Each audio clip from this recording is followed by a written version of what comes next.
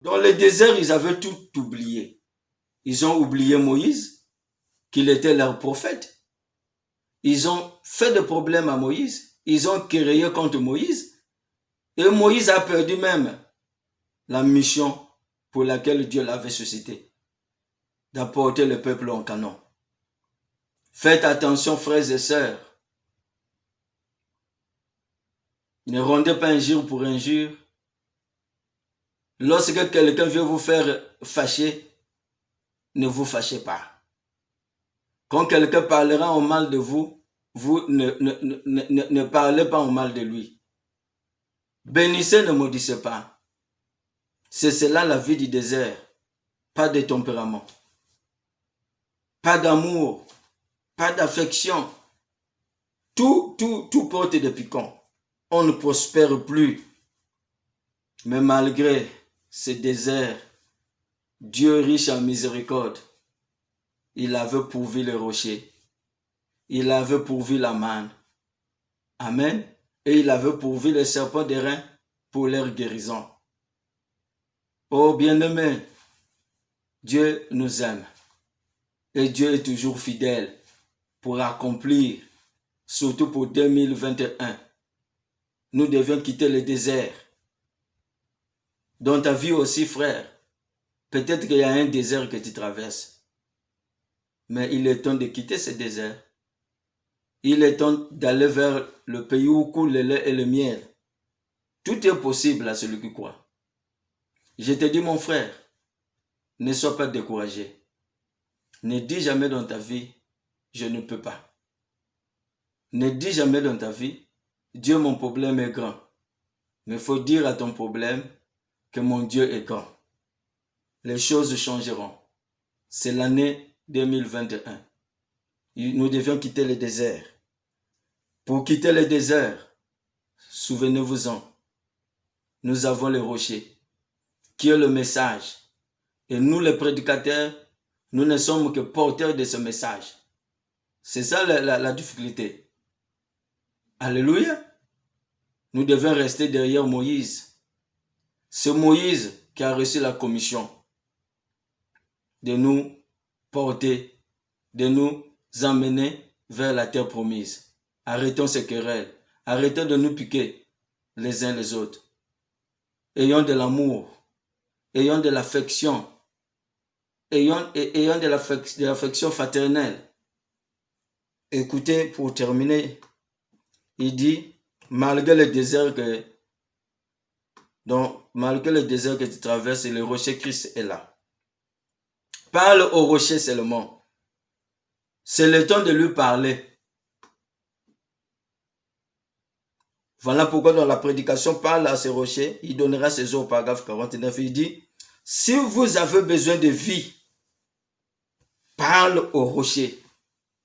Si vous avez besoin de joie, parlez au rocher. Si vous avez besoin de guérison, parlez au rocher. Si vous avez besoin du Saint-Esprit, parlez au rocher. Tout ce dont vous avez besoin, parlez au rocher. Et il vous donnera ses eaux. Croyez-vous cela? Ce dont l'Église a besoin ce soir, c'est de répondre à parler au rocher. Le rocher des âges. Jésus-Christ, le rocher frappé de Dieu. C'est le rocher de Dieu. C'est le salut de Dieu.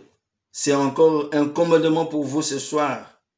Pour tout ce dont nous avons besoin. Parlez au rocher. Et utilisez le nom du rocher. Et Dieu fera jaillir ses eaux de ces rochers-là. Et le prophète dit, gloire. Il dit, je sens comme si je peux courir une centaine de kilomètres. Pourquoi, vos frères? Je sais que ce rocher frappé est posé ici, même maintenant. Ne le frappez plus. Parlez-lui simplement. Parlez-lui simplement. Parlez simplement au rocher et il donnera ses eaux. Croyez-vous cela? Et le prophète dit, inclinons la tête et parlons-lui alors pour ce dont vous avez besoin. Parlez à ce rocher et voyez s'il va donner ses eaux. C'est le temps de parler au rocher. Malgré le désert de la vie que tu traverses, Dieu, en ce temps de la fin, il a envoyé un message. Et nous sommes que porteurs de ce message. Est-ce qu'un chrétien peut dire Amen? Et je termine en disant ceci. Il y avait une histoire qu'on m'avait racontée à l'époque où les gens qui partaient en Europe, ils envoyaient des télégrammes à leurs parents parce qu'il n'y avait pas les systèmes de téléphone et tout ça. Et il y avait des systèmes de télégrammes. Je n'ai jamais vécu ce temps-là. On m'avait seulement raconté cette histoire-là. Donc il y avait un fils qui était en France et qui avait envoyé un télégramme à son papa. Son papa ne savait pas lire et la personne qui a transporté ce télégramme est venue dans la parcelle. Il a dit à ce papa-là, bon ben, ça c'est le télégramme de ton fils qui est à Paris. Papa ne savait pas lire. Au lieu de demander même à cette personne-là de lui ouvrir l'enveloppe pour lire, papa a seulement entendu le mot télégramme. Et quand la personne repart, et papa s'est mis à pleurer, à rouler par terre. Pour lui, il pensait que le télégramme veut dire que l'enfant est mort, alors que c'était une bonne nouvelle. La bonne nouvelle était que le fils avait envoyé le télégramme pour dire que bientôt il va venir. Donc il viendra tel jour pour qu'on puisse aller l'attendre à l'aéroport avec la bonne nouvelle. Mais le papa s'est mis à pleurer. Et les gens sont venus. Qu'est-ce qui se passe? Non, mais il y a mon fils, il y a son fils qui vit à Paris là-bas qui est mort. Et ce n'était pas l'époque des téléphones pour appeler pour vérifier ou quoi que ce soit. Et les gens ont organisé la veillée avec la bonne nouvelle écrite dans la lettre. Et les intellectuels aussi sont venus, ils ont tout organisé et tout ça. Personne n'avait le courage de dire, mais qu'on puisse un peu lire ce qui est écrit. Et ils pensaient que papa avait déjà lu. Alors que papa, le fait qu'il avait entendu, télégramme. Donc, il pensait que l'enfant est mort. Et ensuite, le jour est arrivé, avant même que la veillée ne termine, le fils a atterri à l'aéroport. Il dit, personne n'est venu m'attendre. Et il se dirige vers la maison. Tout le monde se mettait à fuir. Mais on a dit que tu es mort et tout ça. Mais qui vous a dit ça? Oh, mais tu avais envoyé les télégrammes. On avait envoyé les télégrammes. Mais les télégrammes, est-ce que vous l'avez lu?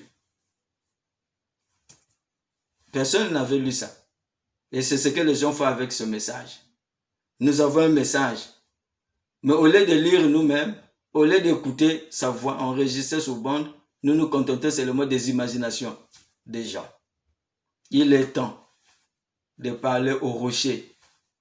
Il est temps de faire confiance à ce rocher qui est Christ. Que Dieu vous bénisse. Je te laisse un petit moment de méditer, de prier au moment que je relance la chanson Errez du privilège. Shalom, je vous aime beaucoup. Soyez bénis.